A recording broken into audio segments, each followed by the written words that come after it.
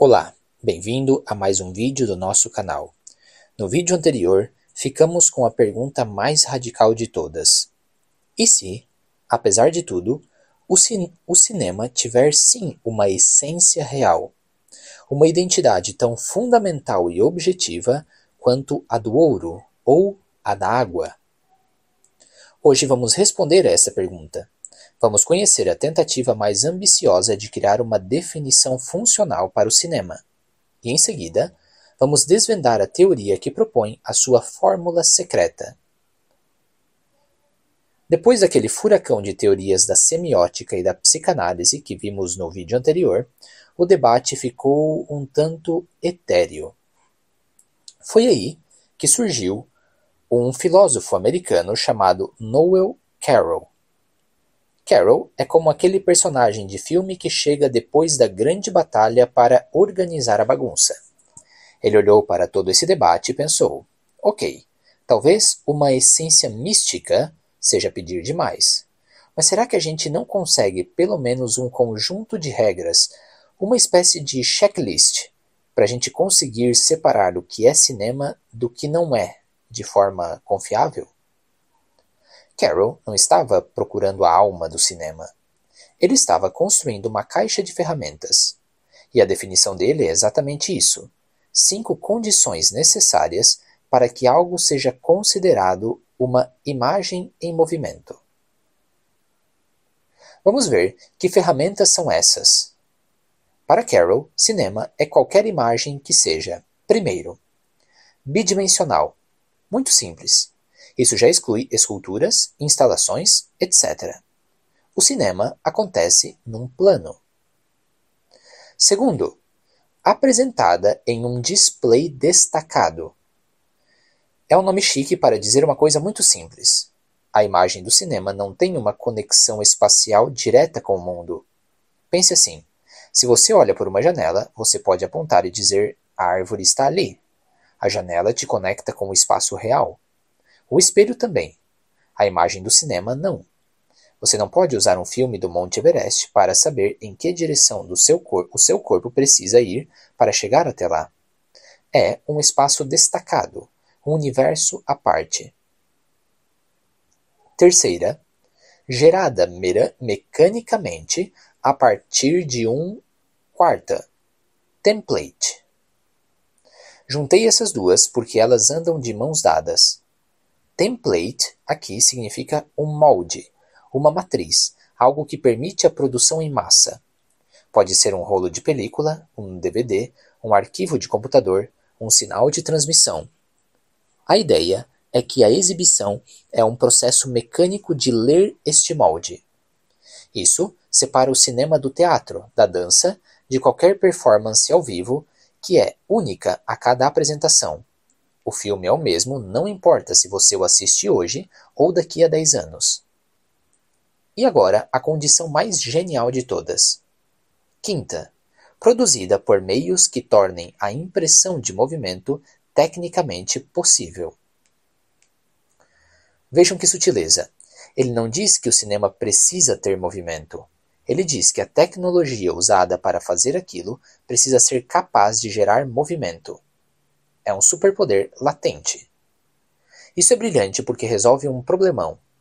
E aqueles filmes de vanguarda que são feitos só de fotos paradas, como o filme One Second in Montreal, que é só uma sucessão de fotografias. Pela definição de Carroll, ele é cinema. Por quê? Porque ele foi feito com uma tecnologia, filme, projetor, que poderia ter criado movimento, mas o artista escolheu não o fazer. É uma escolha artística dentro das possibilidades da mídia. Já uma pintura ou uma foto isolada não podem, por sua própria natureza, se mover. A definição de Carroll é muito inclusiva. Não dita regras artísticas e funciona para filmes digitais, analógicos, de animação e experimentais. Parece a solução perfeita. Quase. A caixa de ferramentas de Carroll é ótima, mas tem uns parafusos que ela não consegue apertar direito. Por exemplo, um flipbook, aquele livrinho que você folheia rápido para ver um desenho se mexer. Pela definição de Carroll, o flipbook cumpre as 5 condições. É bidimensional, destacado, gerado por um template, o livro impresso, e a tecnologia permite o movimento. E um zootropo antigo também. Mas a gente sente que isso não é bem cinema. A definição é um pouco ampla demais. O próprio Carroll admite isso e diz que, nos casos difíceis, a gente tem que apelar para a história e o contexto. Perguntar: isso faz parte da conversa do mundo do cinema? É uma boa saída, mas não é uma resposta definitiva, fundamental. A busca pela fórmula secreta continuava. E é aqui que a nossa jornada chega ao seu clímax. Lembram da nossa pergunta inicial? O cinema pode ter uma essência real, como a água é H2O, independente do que a gente pense sobre ela? A primeira objeção é óbvia. Bom, o cinema é um artefato. É algo que nós humanos inventamos com uma intenção. Como algo assim pode ter uma essência natural? É uma ótima pergunta, e a resposta é sutil.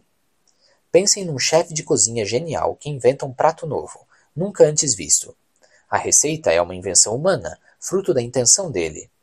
Mas as reações químicas que acontecem na panela, a caramelização do açúcar, a reação de Maillard na carne, são fenômenos físicos objetivos que obedecem às leis da natureza. E se o cinema for a mesma coisa? E se a receita, a câmera, o roteiro, a edição, for a nossa invenção, mas o prato final, a imagem na tela, for um fenômeno físico com uma identidade própria e observável? Filósofos como Trevor Ponet propõem que sim, e que a essência real, a identidade fundamental do cinema, pode ser descrita por um conceito, o de um campo ou display luminescente estroboscópico. Eu sei, o nome parece um equipamento de ficção científica, mas a ideia é incrivelmente elegante. Vamos quebrar o nome. Luminescente significa que é feito de luz. Simples. Estroboscópico vem do efeito estrobo, aquela luz de balada que pisca muito rápido e faz a gente ver o movimento em quadros. Significa que esse campo de luz está em constante e altíssima frequência de mudança. Então, o que é o cinema na sua essência mais fundamental? É um campo delimitado de pontos de luz, pixels, que estão continuamente piscando e mudando de cor, brilho e intensidade numa velocidade altíssima. Essa definição não se importa se o filme foi feito com película ou com um celular. Não se importa se é um filme do John Ford ou um vídeo abstrato. Não se importa nem com a história da arte. Ela descreve o fenômeno físico que está acontecendo na tela. Uma tela de cinema projetando um filme de 35mm é um SLD. A tela da sua TV de LED exibindo uma série é um SLD. A telinha do seu celular mostrando um Stories é um SLD. Todas essas coisas, apesar das tecnologias diferentes, produzem o mesmo fenômeno físico fundamental. E o mais alucinante, essa essência é independente da nossa mente. O texto que eu usei de base propõe um experimento mental incrível. Imagine que, por um acidente cósmico, um desses campos de luz pulsante surgisse no espaço sideral sem ninguém para ver.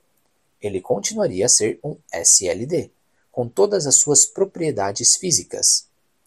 Assim como o ouro continuaria a ser ouro, mesmo que a humanidade não existisse para minerá-lo. Essa definição nuclear resolve os problemas que vimos antes. O flipbook está fora. Por quê? Porque ele funciona pela reflexão da luz ambiente em páginas, não é um campo de luz autônomo que pisca. O zootropo também. E mais, ela exclui a ideia de um filme totalmente preto e sem luz, porque a essência é justamente a luminescência, o jogo de luz.